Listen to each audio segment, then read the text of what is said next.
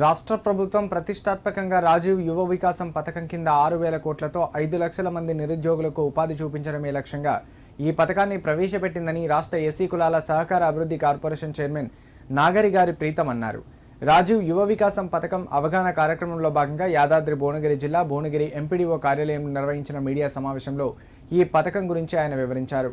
ఈ పథకానికి దరఖాస్తు చేసుకోవడానికి గడువును కూడా పెంచామని వెల్లడించారు. జిల్లాలోని అన్ని గ్రామాల్లో రాజీవ్ యువ వికాసం పథకంపై అవగాహన కల్పించడానికి గ్రామాల్లో వివిధ కార్యక్రమాలు నిర్వహిస్తున్నామని అన్నారు. రాజీవ్ యువ వికాసం పథకం అమలులో అమరవీరుల కుటుంబాలకు, ఉద్యమకారులకు తొలి ప్రాధాన్యత ఉంటుందన్నారు. గతంలో ఎస్సీ రుణాల కోసం అప్లై చేసి రుణాలు రాని వాళ్లకు కూడా ప్రాధాన్యత ఇస్తామని అన్నారు. మొదటి ఫేజ్ లో ఈ పథకం కింద 50 కోట్ల రూపాయల సబ్సిడీ ఇవ్వనున్నట్లు ఆయన పేర్కొన్నారు.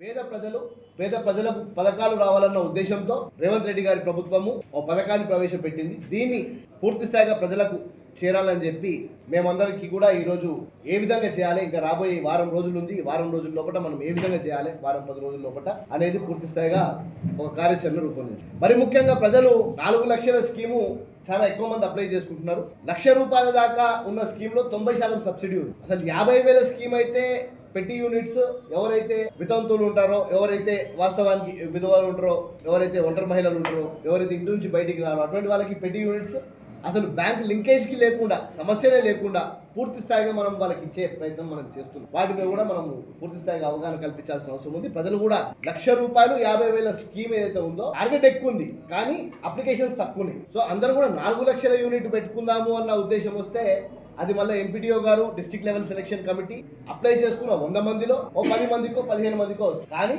టార్గెట్ ఎక్కువ ఉన్న ఈ ₹1,00,000 50,000 పెట్టి యూనిట్స్ ఏవైతే ఉన్నాయో వీటి మీద కూడా మనం అవగాహన కల్పించాల్సిన అవసరం ఉంది. దానికి గాను దళిత సంఘాలు, మరి ముఖ్యంగా పార్టీ నాయకులు పూర్తి స్థాయిగా వారందరికీ కూడా మేము అవగాహన కల్పించి వారితో కూడా పూర్తి స్థాయిగా గ్రౌండ్ లెవెల్లో మేము వెళ్ళి ఈ స్కీమ్ని సక్సెస్ చేసే విధంగా చేస్తామని కూడా మేము భావిస్తున్నాం.